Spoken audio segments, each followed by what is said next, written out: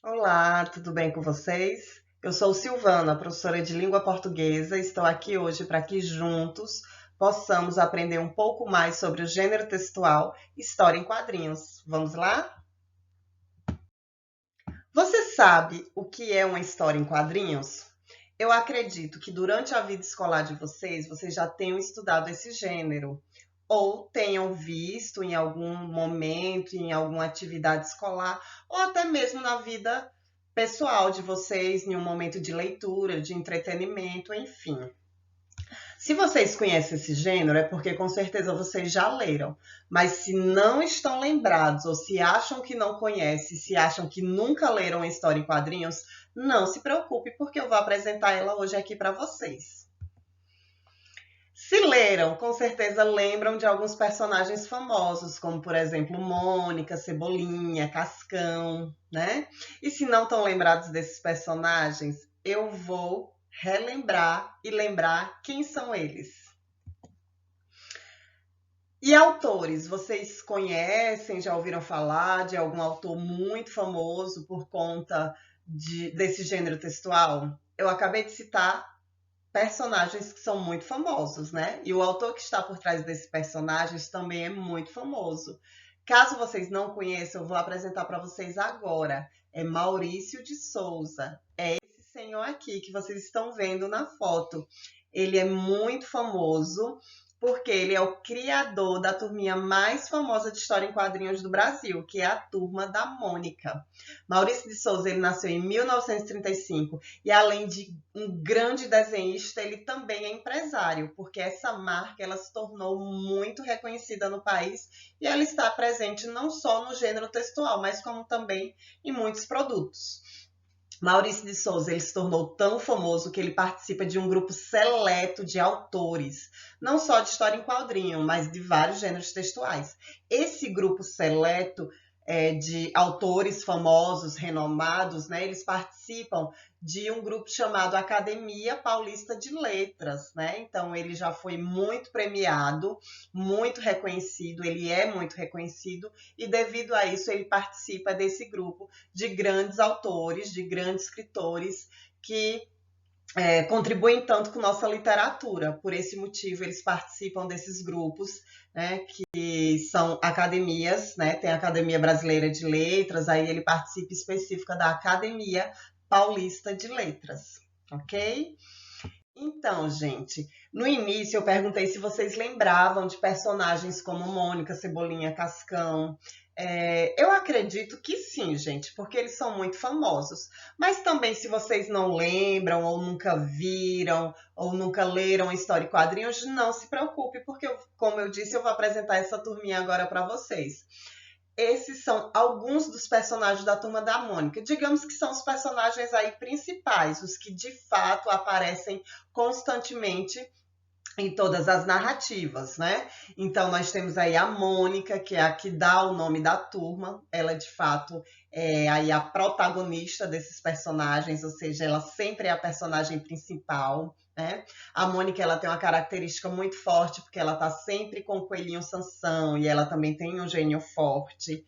E o Cebolinha é amigo da Mônica, porém ele fica pirraçando ela o tempo todo, né? Então as tramas, né, as narrativas, elas se voltam muito para essa questão do Cebolinha estar provocando a Mônica, né, tentando pegar esse coelhinho, que é o coelhinho de muito querido dela, enfim. Cebolinha também tem um traço marcante, né, ele tem uma troca, né, na fala, a linguagem dele é diferente da nossa, onde ele troca sempre o R pelo L, né, e fica uma linguagem assim diferente da nossa, mas não menos importante, viu, gente? Fica até engraçadinho, faz com que as histórias tenham aí um quê especial por conta da participação dele, né? Temos o Cascão, que também é muito famoso porque tem uma marca registrada, né? Ele não gosta de tomar banho e todos nós que somos leitores de história em quadrinho passamos a vida inteira sonhando e desejando que Cascão ao menos lavasse uma mão, né? porque ele não gosta de água, ele não toma banho, ele não lava as mãos, enfim. Ele tem umas marquinhas, como vocês podem observar, né, no rosto, porque são as marquinhas que dão aí a ideia de sujeira mesmo. E tem um fato interessante, gente, que devido a esse momento triste que nós estamos vivendo de pandemia, né, onde uma das grandes questões, né, para que nós possamos evitar esse vírus são os hábitos de higiene, ou seja, lavar a mão, tomar banho, né? Então, o autor Maurício de Souza, ele produziu um momento durante a pandemia onde o Cascão, ele lava as mãos e toma banho, gente. Então, isso ficou na história, com certeza, né? Porque o autor, ele tem essa responsabilidade social, então ele quis mostrar, né, que no momento de pandemia o Cascão ele não ia ficar com essa marca registrada de ser um Cascão, de não gostar de água, né? E ele mostrou que até o Cascão entrou aí nessa campanha aí de responsabilidade, né, de saber que todos nós precisamos ter hábitos saudáveis, especialmente hábitos de higiene, né, lavando as mãos, tomando banho, enfim, isso é muito importante para a nossa saúde, a saúde daqueles que estão em nossa volta, não é verdade? Então, temos também aí ao lado do Cascão Chico Bento. Chico Bento, a marca registrada dele, que ele é um personagem do campo. Isso é maravilhoso, porque mostra aí as diferenças, né? Nós somos pessoas diferentes, de culturas diferentes, de contextos diferentes, né? Aqueles que moram na cidade têm comportamentos diferentes daqueles que moram no campo, mas não menos importante, todos nós com os nossos comportamentos diferentes, culturas diferentes, valores diferentes, juntos, né, somos fortes e valorosos, e isso é ótimo. Então, o Chico Bento, ele é um personagem do campo, e eu tenho certeza que aqui na nossa rede, né, nós temos alunos tanto da cidade quanto do campo, e isso é muito bom. Temos também a Magali, onde a marca registrada dela é a Comilança. Magali adora comer, né? Ela tá o tempo todo pedindo comida, falando em comida, e o alimento favorito dela é a melancia. Temos o Bidu, que é o animalzinho de estimação do Franjinha, que também está aí entre os personagens. Então, gente, estou apresentando esses personagens para vocês. Acredito que muitos de vocês, né, se não todos, já conheciam. Como eu disse, se não conheciam, estão sendo apresentados. É uma turma bem, bem legal, que não atrai somente crianças, não, viu, gente? Atrai adolescentes, adultos, né? Eu, por exemplo, sempre gostei de ler história em quadrinhos. E na minha fase adulta, né, não deixei de ler. E até hoje eu me divirto muito, né, com essas narrativas. Então, gente, falei um pouco sobre o autor Maurício de Souza, falei sobre os personagens, lembrando, gente, que Maurício de Souza ele não é o único autor desse gênero e que a Turma da Mônica não são os únicos personagens desse gênero. Eu trouxe esses como exemplo porque, de fato, eles se destacam na nossa sociedade, né? Mas nós temos aí N personagens, né, de história em quadrinhos. Depois vocês procuram, pesquisa, né, quais outros personagens famosos de história em quadrinho. Inclusive, vocês podem criar seus próprios personagens, né? Vai que vocês decidem aí produzir esse gênero e vocês podem sim, devem criar seus próprios personagens, tá bom? Como nós já falamos do autor, né, Maurício de Souza, falamos da Turma da Mônica, vamos conhecer um pouquinho dessa estrutura do gênero. Lembrando, gente, que gênero textual é um termo que a gente usa muito nas nossas aulas, né, de língua portuguesa. Por que a gente usa tanto esse termo? Porque os textos que nós temos contatos no nosso dia a dia, né, eles possuem características próprias. Por exemplo, quando vocês leem uma notícia num blog, ela tem uma estrutura diferente até da notícia impressa, né, no jornal. E também, se você vai fazer uma receita no seu dia a dia, você vê que a estrutura daquele texto, da receita, ela é diferente da notícia. E se vocês decidem ler um poema, observem que o poema também tem uma característica diferente da receita, da notícia, todos com características muito específicas. A história em quadrinhos não é diferente, né? É um gênero textual com características próprias. E é isso que nós vamos ver agora. Que características são essas que destacam esse gênero textual? né? Então, história em quadrinho é o nome dado à arte de narrar histórias por meio de desenho, né? Então, com certeza vocês estão lembrados aí o que é uma narrativa. Narrativa é aquela história que é fruto da imaginação de um autor. Ela sempre tem o início, meio e fim, ou seja, a situação inicial, onde ela é quebrada com um conflito, não é isso? Um conflito gerador. Daí tem o clímax, que é o auge desse problema, e finaliza com o desfecho, né? Então, as narrativas, elas têm estrutura.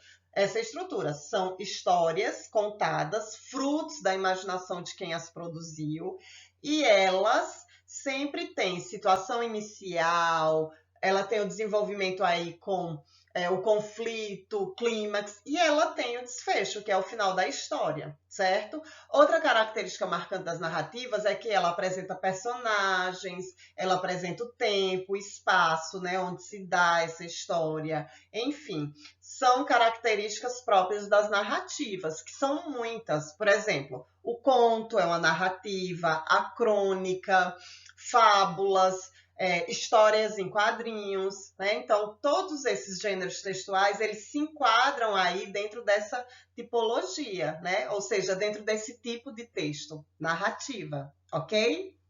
Então, gente, elas envolvem vários tipos de arte, né, reconhecida no mundo, e o principal é o desenho. Então, uma característica marcante da história em quadrinho é o desenho, ok? E esses desenhos, gente, eles são postos em quadros, sempre na horizontal, né? Nessa forma aqui, horizontal, em quadros. Essas histórias, elas são contadas a partir de desenhos que envolvem outros recursos linguísticos que a gente vai ver daqui a pouquinho, tá bom?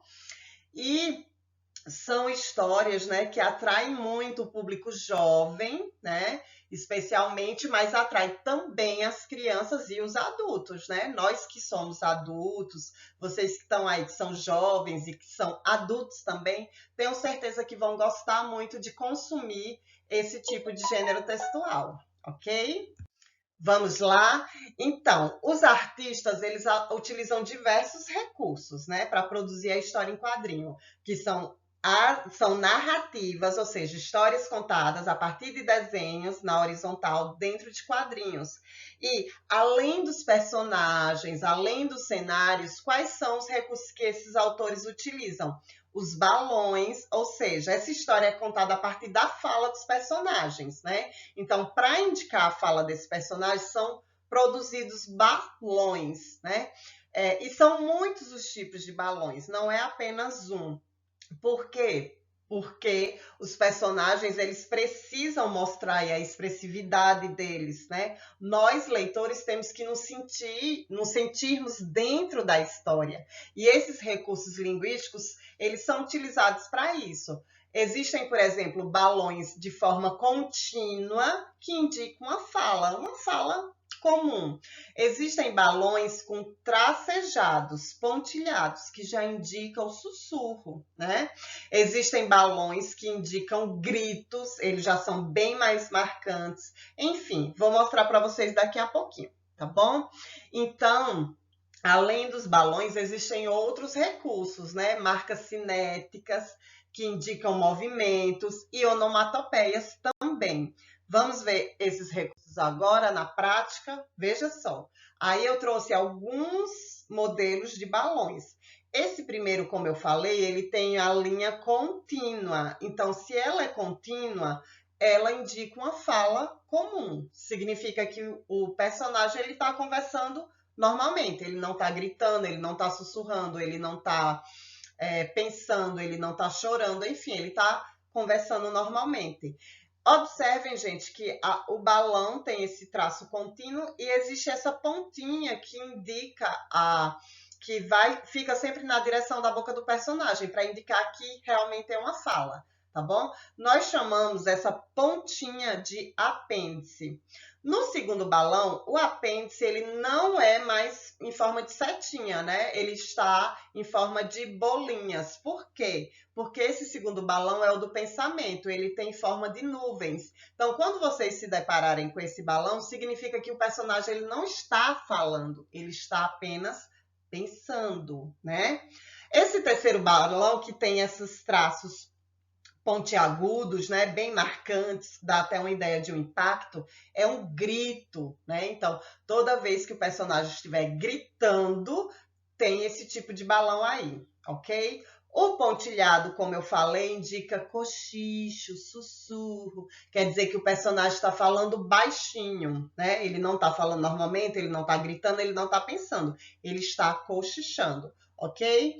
Temos aí um balão em formato de coração, isso aí é para quando os personagens estiverem apaixonados, né? Aí esse balão vem nesse formato de coração. Um outro balão que é muito presente nesse gênero textual é o da ideia, né? Sempre que o personagem ele estiver tendo uma ideia, né? Porque eles estão sempre aí aprontando, né? Se divertindo, sendo criativo. Então, quando aparece essa luzinha, essa lâmpada, significa que eles estão tendo uma ideia, ok? Aí são alguns tipos de balões, mas existem outros. Vocês podem pesquisar que com certeza vocês vão encontrar muitos outros tipos de balões. Esses são os mais presentes, tá bom?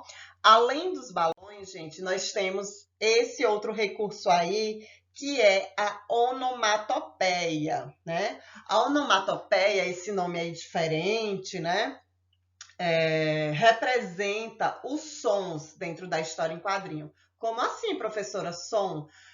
Se um personagem ele está correndo, né, para dar essa ideia de velocidade. Então, observe que aqui temos uma onomatopeia indicando velocidade. Tá vendo que atrás desse vrum tem uns traçados, né, que dá essa ideia do passar rápido? Esse traçado nós chamamos de marca cinética, que isso aí pode aparece, na verdade, o tempo todo nos personagens. Marquinhas em volta das mãos, dos pés, da cabeça, porque dá a ideia de movimento. Então, nós chamamos esses tracinhos de marca cinética. E os tracinhos associados a essas palavras, né, a esses outros desenhos, a essas formas, né, nós chamamos de onomatopeias. Observe aqui, esse splash, splash, dá a ideia de quê? De algo esparramando, né? Esse smack, smack, dá a ideia de beijo, um beijo. O personagem estava aí beijando alguém. Esse pof, pof, dá uma ideia de explosão, né? Esse cabrum, dá uma ideia de explosão. Enfim, as onomatopeias, elas têm essa função muito importante, né? Porque dá toda uma expressividade para a história de indicar sons, né? Então, indicam som, representam som dentro do texto. Ok, gente? Então, essas são as características principais da história em quadrinho, ok? Tem uma história aqui em quadrinho que não é da Turma da Mônica. Lembra que eu falei que não é só a Turma da Mônica que participa desse gênero textual? Muitos outros personagens famosos também estão lá nas histórias em quadrinhos. Aqui, por exemplo, é o Garfield e o seu amigo Odd, né? Garfield é um gato assim meio malandro, né? Ele gosta de aprontar. E com o Odd, que também é o cachorrinho amigo dele, também animal de estimação aí do dono dos dois, né? Então ele apronta bastante com o Odd, também é uma leitura bem divertida. Observem aí, que a história ela está sendo toda narrada aqui, na horizontal, tá vendo? Normalmente os quadros têm esse formato horizontal e segue toda uma sequência de história com início, com meio, com fim. Enfim, está sendo usado aqui, marcas cinéticas, onomatopeia, balão de pensamento, mais onomatopeia aqui. Enfim, cheio de recursos linguísticos aí que dá muita expressividade ao texto, ok? Então, gente, eu espero que vocês tenham gostado, né, de terem relembrado esse gênero textual. Caso vocês estejam tendo contato pela primeira vez, eu tenho certeza que a partir de hoje vocês vão se interessar em buscar saber muito mais sobre esse gênero e utilize esse gênero no seu dia a dia, gente, para enriquecer os seus hábitos de leitura. Tudo bem? Foi um prazer estar aqui com vocês. Fiquem com Deus. Até mais.